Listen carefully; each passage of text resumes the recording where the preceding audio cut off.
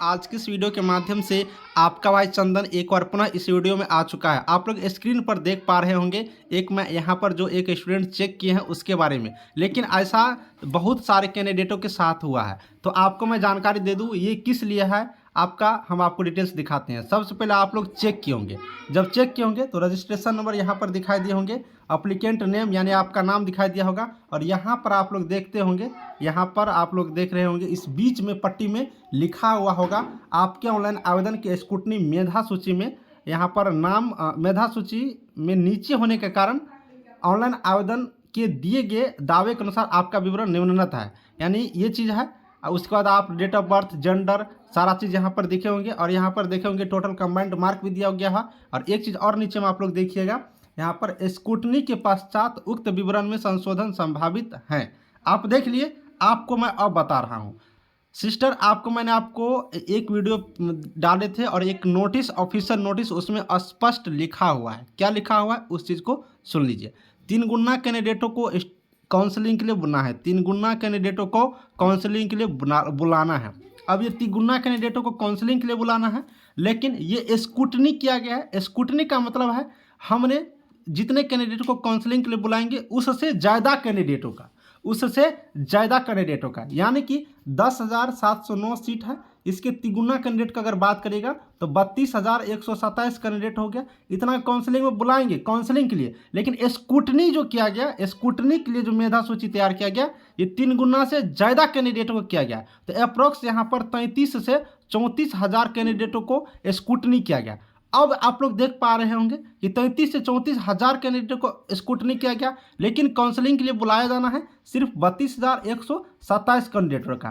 तो इसलिए ऐसा किया गया है, क्योंकि अगर ज़्यादा कैंडिडेट नहीं रखेंगे तो उस बीच में बहुत ऐसे कैंडिडेट होंगे जो नहीं आएंगे, जिनका डॉक्यूमेंट डुप्लीकेट होगा या फिर किसी और कारण से वो अब्सेंट या रिजेक्ट हो जाते हैं, तो सीट खाली ना रहे, इसलिए ज़्यादा कैंडिडेटों को यहाँ पर स्क्रूटनी किया गया। दोस्तों 3-4 चीज़ आप लोग पुनः एक बार समझिए। नंबर 1 पॉइंट स्क्रूटनी क्या होता है, उसके बाद दूसरा नंबर पॉइंट दोस्तों काउंसलिंग लिस्ट क्या होता है, तीसरा दोस्तों मेरिट लिस्ट क्या होता है। स्क्रूटनी का मतलब ये हुआ कि हम आपको मोटा मोटी आप लोगों के लिए हम आपको एक मेधा सूची बना लिए। अब इन मेधा सूची में जो जिनका डॉक्यूमेंट सही होगा उनको हम काउंसलिंग करवा लेंगे, और जिन कैंडिडेटों को काउंसलिंग में आएंगे और सारा चीज़ सही रहेगा उनमें से हम छांट करके एक मेरिट लिस्ट बना लेंगे। उसके बाद मेरिट लिस्ट बन गया, मतलब आपकी फाइनल यहाँ पर हो चुका। तो यही चीज़ है, ये पूरा प्रोसेस ये स्क्रूटनी वाला है। अब स्क्रूटनी का मैं इसलिए बार बार बोल रहा हूँ चूंकि दोस्तों यहाँ पर स्पष्ट लिखा हुआ है कि स्क्रूटनी के पश्चात उक्त विवरण में संशोधन संभावित है, यानी कि दोस्तों स्क्रूटनी के लिए आपने जो आपत्ति दर्ज कर रहे हैं, इसमें क्या होगा कि सारे स्टूडेंट आपत्ति दर्ज करेंगे, पुनः सारे कैंडिडेटों को देखा जाएगा कि जिन कैंडिडेटों का सारा चीज़ सही है उसमें से जिनका मार्क अच्छे होंगे सिर्फ उसी कैंडिडेटों को काउंसलिंग के लिए लिस्ट जारी किया जाएगा, सिर्फ उन्हीं कैंडिडेटों को डॉक्यूमेंट वेरिफिकेशन के लिए बुलाए जाएंगे। तो दोस्तों आप लोग घबराइए नहीं, ये आपका फेलियर वाला लिस्ट जरूर है, आपका जो फेल हो गया इसका इंडिकेशन ये लिस्ट जरूर कर रहा है, क्योंकि स्पष्ट लैंग्वेज में यहाँ पर लिखा हुआ है स्क्रूटनी में मेधा में नीचे होने के कारण नहीं किया गया है।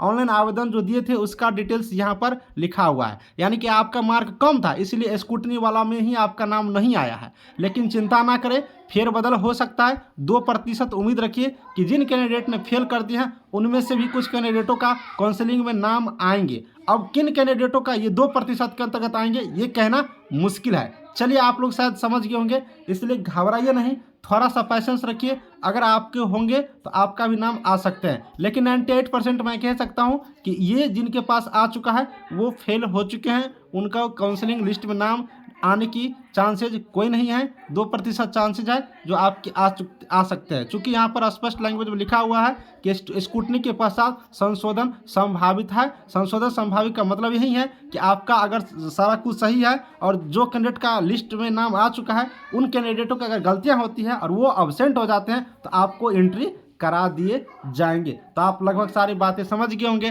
घबराइए नहीं। एक बात और मैं जानकारी दे दूं कि अभी नई वैकेंसी आने का बछौर लगा हुआ है, मेरा कॉन्टैक्ट नंबर दिया हुआ है ना, उस पर कॉन्टैक्ट करिए, PDF लीजिए, खरीदिए, पढ़िए। कहीं दिक्कत हो तो हमसे डायरेक्ट कॉन्टैक्ट कीजिए और सारे सॉल्यूशन करूंगा। और नई नई वैकेंसी की तैयारी अभी से करने के लिए बेहतरीन तैयारी करिए। और सब्जेक्ट की क्लास में अब फिर से एकदम होली के बाद शुरू कर रहा हूँ। चलिए वीडियो को समाप्त करता हूँ, कैसा लगा होगा कमेंट में बताइएगा।